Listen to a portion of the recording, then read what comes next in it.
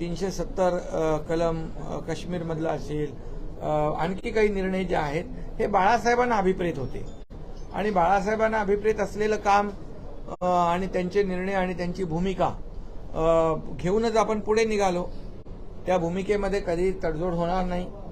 शिवसेना भाजप युती जी आहे त्या विचारांवर झालेली आहे आणि बाळासाहेबांचं स्वप्न, बाळासाहेबांची भूमिका आणि हे सगळे जे काही त्यांचे उद्देश होते ते आदरणीय प्रधानमंत्री नरेंद्र मोदी साहेब आणि आपले गृहमंत्री अमित शाह साहेब म्हणजे हे सर्व पूर्ण करतायत, पुढे नेत आहेत. 370 झाला, राम मंदिर देखील आता उभं राहत आहे, त्याचं शुभारंभ होईल आणि त्याही वेळेस काही लोक चेष्टा करत होते, मंदिर वही बनाएंगे, तारीख नहीं बताएंगे, पहिले सरकार, पहिले मंदिर फिर सरकार. हे सगळं आपल्याला माहित आहे, त्यात मी जात नाही. पण हे सगळं बोलून बोलून बोलून पण शेवटी मोदी साहेबांना धन्यवाद दिले पाहिजे की बाळासाहेबांना विपरीत असलेलं, त्यांना त्यांची भूमिका असलेली जे काही विचारधारा घेऊन आणि या देशाला पुढे नेत आहेत आणि हे सगळं जे काही वाटत होतं लोकांना स्वप्नवत त्याची पूर्तता करतात, केली आहे. आणि त्यामुळे आम्ही देखील त्यांच्या नेतृत्वाखाली काम करतोय. आज म्हणून डबल इंजिनचं सरकार म्हणून आपण बोलतो, कारण केंद्राकडून देखील आपल्याला मदत हवी असते. केंद्र म्हणजे आपल्या पालक आहे आणि म्हणून आज जे काही आपले प्रस्ताव राज्याचे आम्ही पाठवतो त्याला कुठेही कटौती न करता ते मंजूर करतात. त्यामुळे राज्याच्या विकासाला एक वेग आलेला आहे, एक चालना मिळालेली आहे. आणि याच्यामुळेच खरं म्हणजे इथे देवेंद्रजी बाजूला आहेत म्हणून मी बोलत नाही, परंतु त्यांनी जे काम सुरू केलेलं त्यांच्या मुख्यमंत्री कारकिर्दीमध्ये ते सगळे कामं आता पुन्हा सुरू झाली. त्यांचे जे म्हणजे खऱ्या अर्थाने फ्लॅगशिप ड्रीम प्रोजेक्ट होते, समृद्धी, जी आपला मेट्रो आणि आपला जलयुक्त शिवार, असे अनेक प्रकल्प जे आहेत लोकहिताचे, तर हे सगळे स्पीड ब्रेकर आम्ही दूर केले आणि केंद्राच्या मदतीने आज आम्ही केंद्राकडे जी मदत मागतो ते देत आहे. यापूर्वीच्या 2.5 वर्षाच्या कारकिर्दीमध्ये सगळे अहंकाराने भरले होते, इगो होता आणि त्यामुळे कसं काय कोणी घरी आणून देणार नाही पैसे, आपल्याला मागणी केली पाहिजे, आपल्याला प्रस्ताव पाठवले पाहिजे आणि आपण जे करतोय त्याला पूर्णपणे पाठिंबा मोदी साहेबांचा मिळतोय आणि म्हणूनच या देशाला पुढे नेण्याचं काम मोदी साहेबांच्या नेतृत्वाखाली होतंय आणि म्हणून ताईंनी पण त्या गोष्टीचा उल्लेख केलेला आहे आणि आम्हाला सगळ्यांना अभिमान आहे. आज देश जो ज्या पद्धतीने जगभरामध्ये आपल्या देशाचं नाव लोक आदराने घेत आहेत, इतर देशांची देखील अर्थव्यवस्था ढासळलेली असताना आपली अर्थव्यवस्था मजबूत करण्याचं काम मोदी साहेब करतात. यावर निश्चितपणे हा देश देखील महासत्तेकडे नेण्याचा प्रयत्न होतोय आणि राज्याचा देखील त्याच्यामध्ये वाटा असला पाहिजे आणि म्हणून आम्ही हे सगळं करतोय. त्यामुळेच राज्यावर, सरकारवर आणि बाळासाहेबांच्या शिवसेनेवर सर्व लोक विश्वास ठेवत आहेत आणि म्हणूनच हे सगळे प्रवेश होत आहेत आणि म्हणून मी आज आपल्या नीलमताईंचं मनापासून स्वागत करतो. एक आपलं नेहमी त्यांनी धाडसाने काम केलेलं आहे. कुठेही अन्याय झाला महिलावर, नीलमताई पोचायच्या तिकडे. आता तुम्हाला अगदी म्हणजे मनासारखं काम करता येईल, अन्यायाला वाचा फोडता येईल. तो फोडला तुम्ही आज आणि आता पुढे खूप काम करायचं आहे आपल्याला. शेवटी आपला उद्देश एकच आहे की सर्वसामान्याला न्याय देणं, महिला भगिनींचं सक्षमीकरण करणं. या ठिकाणी महिलांचं धोरण असेल, इतर जे काय आणि शेवटी महिलांच्या बाबतीमध्ये महिलाच आपण काम करणार आहोत. त्यामुळे नक्की तुम्हाला माझ्या शुभेच्छा आहेत. सरकार आपल्या पाठीशी आहे, मी आहे आणि देवेंद्रजी स्वतः इकडे बसलेले आहेत आणि त्यामुळे काळजी करण्याचं कारण नाही. खूप ताकदीने आपण काम करा आणि या राज्यातल्या महिला वर्गाला आपण न्याय द्या. सीएम साहब संवैधानिक पद पर बैठे एक व्यक्ति को जो विधानसभा के उपसभापति हैं ले रहे हैं किस तरीके से, और शिवसेना मतलब उद्धव ठाकरे गुट अभी भी ईगो से भरा हुआ है, अपने लोगों से संवाद नहीं कर रहा है, किस तरीके की सिचुएशन दिख रहा है? अरे भैया वो दूसरे कोई पार्टी में नहीं जा रहे, जो हमारी शिवसेना है ना, जो अधिकृत है उसी में काम कर रहे हो। देवेंद्र, प्रश्न आपल्याला आहे की आपण पहिल्यांदाच या शिवसेनेच्या पक्षप्रवेशासाठी उपस्थित राहिलेला आहे, नेमक्या भावना काय, एकत्र आपण पहिल्यांदाच पक्षप्रवेशाच्या वेळी दिसत आहे, काय संदेश द्यायचा आहे नेमका? असं आहे की शिवसेना आणि भाजप ही एक इमोशनल युती आहे. आम्ही 25 वर्ष सोबत राहिलो, ठीक आहे, कधी नेत्यांची भांडणं झाली असतील, पण आम्ही विचाराने आणि मनाने एक आहोत.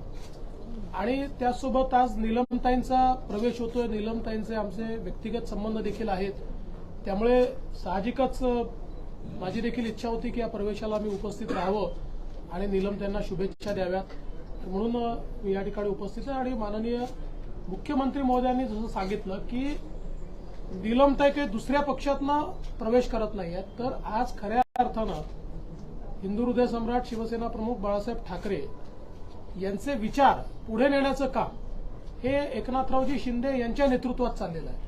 आणि त्याच विचारांवर विश्वास ठेवून नीलमताईंनी शिवसेनेमध्ये प्रवेश केला होता. त्यामुळे अतिशय रॅशनल अशा प्रकारचा विचार करून त्यांनी हा निर्णय केलेला आहे.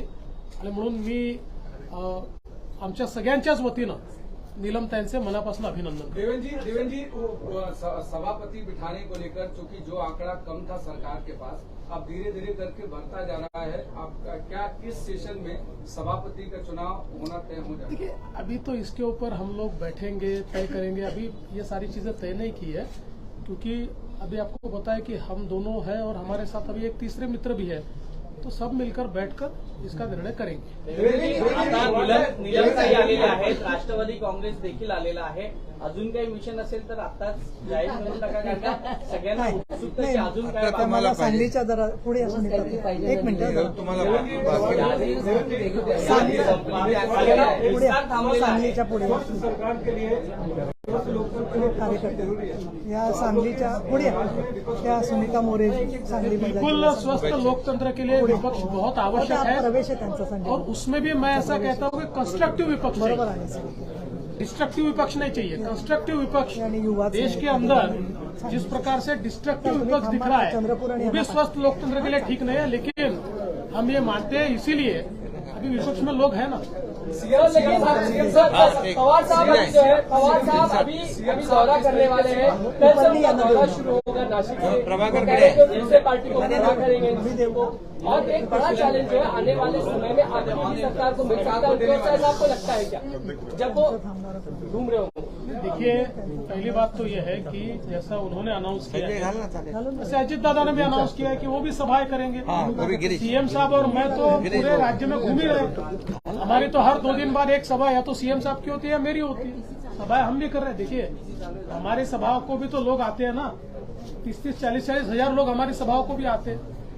लोकतंत्र है भाई, जिसको सभा करनी करे. उनकी बात 83 साल का योद्धा मैदान में, 83 साल का योद्धा जब वो कहते हैं तो योद्धा को किस तरीके से देखते हैं? 83 साल का योद्धा मैदान ऐसा है कि हमारी उनको शुभकामनाएं हैं. वो 100 साल तक जिए, जितने साल तक राजनीति करना है करे. अब उनके कुछ लोगों को ये लगता है कि वो 83 साल ऐसा उल्लेख करके एक सिंपैथी लेने की कोशिश उनके कुछ कार्यकर्ता कर रहे हैं. हम लोग उसकी ओर ध्यान नहीं देंगे.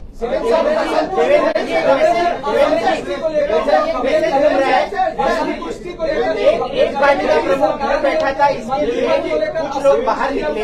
एक पार्टी का प्रमुख घर पे बैठा था, इसलिए कुछ उन्हें छोड़कर बाहर निकल आए, और दूसरा पार्टी का प्रमुख घर पे बैठता ही नहीं, इसके लिए कुछ लोग बाहर निकल आए. नहीं, अभी क्या है, अभी मैंने सबको बाहर निकाल दिया है. अब सब बाहर गए.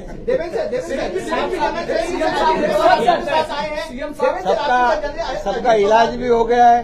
किसी को पट्टे बिट्टे लग गए तो पट्टे भी निकल गए और घूम रहे सब.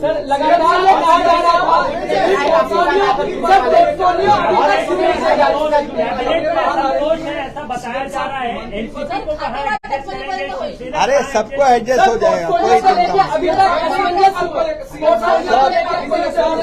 अरे भैया सही वक्त पे हम लोग सब करेंगे, बैठेंगे हम लोग तीनों भी साथ में और सब बराबर हो जाएगा, कोई चिंता मत करो।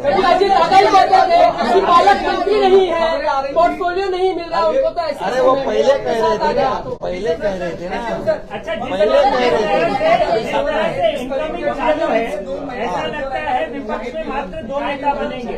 हाँ। क्या अगर वो 2 ही नेता रह जाएंगे? अभी ये बात उन्होंने सोचनी चाहिए। ये नौबत क्यों आई है, इसका आरोप लगाने से आत्म परीक्षण आत्मचिंतन करने की नौबत आई है।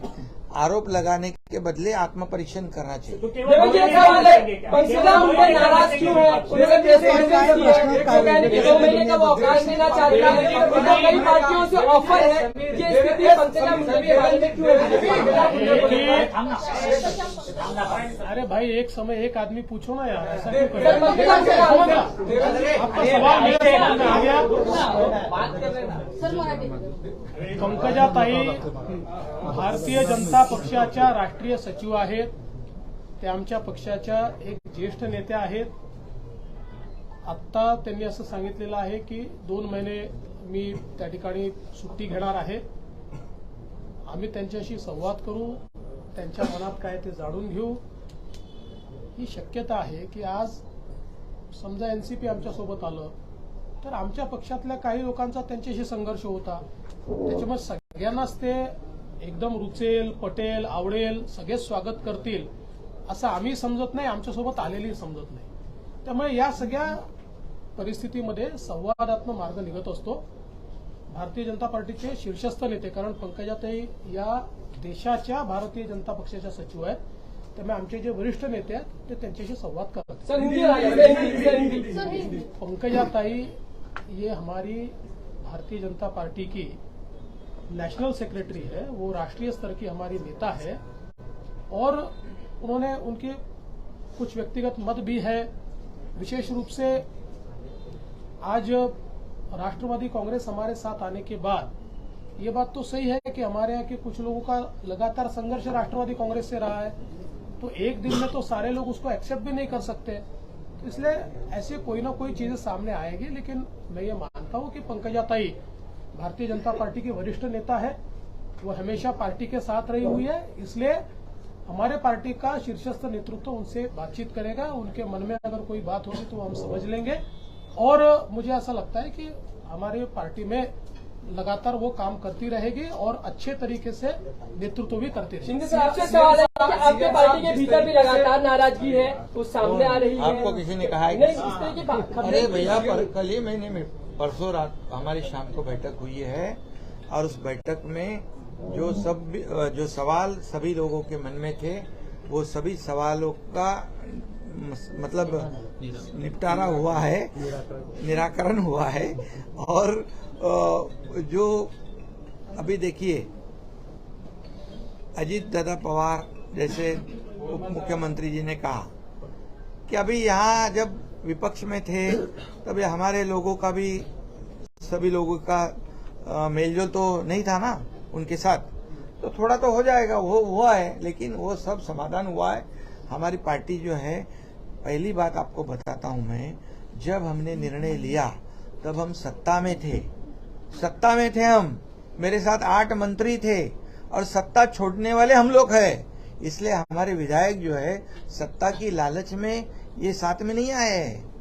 ये 50 लोग आए सत्ता की लालच में, कुर्सी की लालच में नहीं आए. जो कुर्सी और सत्ता के लालच में जो गलती 2019 में जिन्होंने की थी, उनको ये आज सब जो भुगतना पड़ रहा है ये उनकी गलती है. हम सत्ता की लालच में नहीं, हमको मालूम था क्या होने वाला आगे, हम तो सत्ता से बाहर आ गए. इसलिए हमारे विधायक जो है समझदार है, विकास काम, उनके चुनाव क्षेत्र में विकास करना चाहते, और 2.5 साल में उनको 1 रुपया नहीं मिला था. हमारे पिछले साल भर में उनके चुनाव क्षेत्र में इतने विकास के काम हुए हैं जो लोगों को चाहिए वो देने का काम किया है. ये मंत्री तो ठीक है, मिलते रहता है, जाते रहता है, वो परमानेंट नहीं है. तो इसलिए ऐसा कुछ सोचो मत. ये जो है, ये विपक्ष वाले बार बार ये अफवाह फैला रहे, बोले मुख्यमंत्री नाराज है, बोले यहाँ तक बोले कि मुख्यमंत्री इस्तीफा देने वाले हैं या क्या करने वाले हैं। ये सब उनके मनगढ़ंत कहानी है। और आप जो है मैंने कल भी बताया है, उसको आप बताओ, उनको वो जो बोलते हैं वही मत बताओ। महाराष्ट्र में शरद पवार और उद्धव ठाकरे दोनों लोग दौरे पर जा रहे हैं और दोनों का कहना है सरकार के खिलाफ जनता को खड़ा करेंगे। अरे अच्छा है ना, जाने दो ना, क्या प्रॉब्लम है। अबे हम लोग जहाँ जाते हैं हजारों लोग आते हैं, हम 3 जाएंगे। हम 3 जाएंगे, ये 2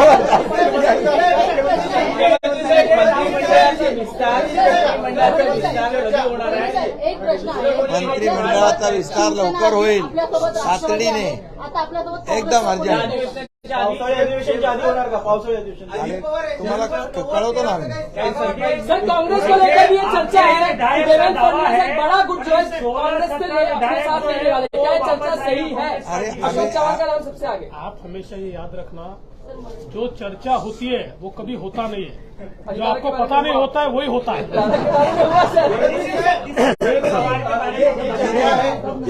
अबे आप ही बोलते हो कि विपक्ष को रखने का है कि नहीं, कुछ विपक्ष भी चाहिए, आप ही बोल रहे हैं। क्या एनसीपी आपका एनडीए का हिस्सा बनेगा? एनसीपी आपका एनडीए का हिस्सा बनेगा? सीएम साहब विधानसभा में विपक्ष का नेता कौन होगा, इस पर सवाल खड़ा होगा कि कौन होगा विपक्ष का? वो अध्यक्ष तय करेंगे। महिलांबाबत एक फोटो काढा। सुनीता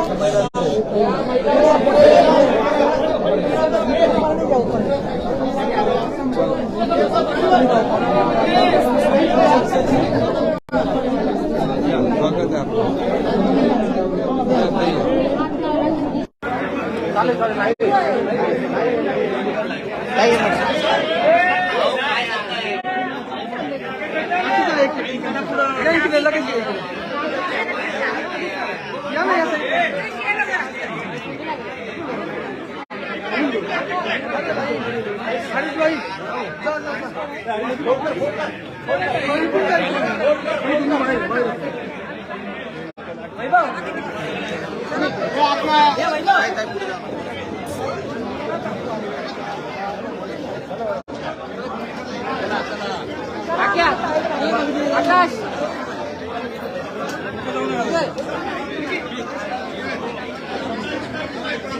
तुम्ही इकडे जा ना, या बाजूला या माऊली, या बाजूला माऊली, या बाजूला हे सगळे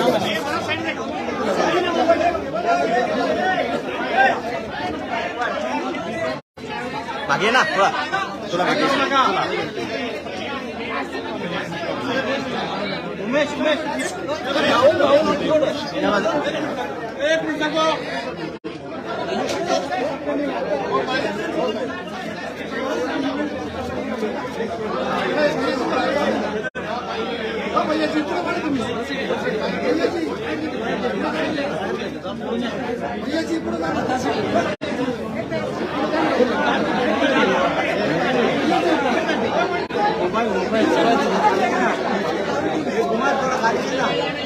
जाने दो, अभी मेरे कॉल आयु हमें टीवी नहीं था हमारे लिए को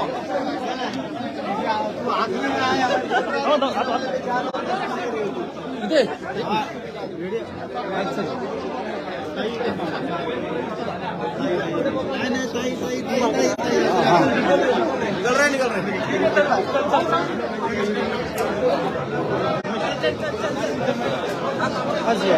बच गए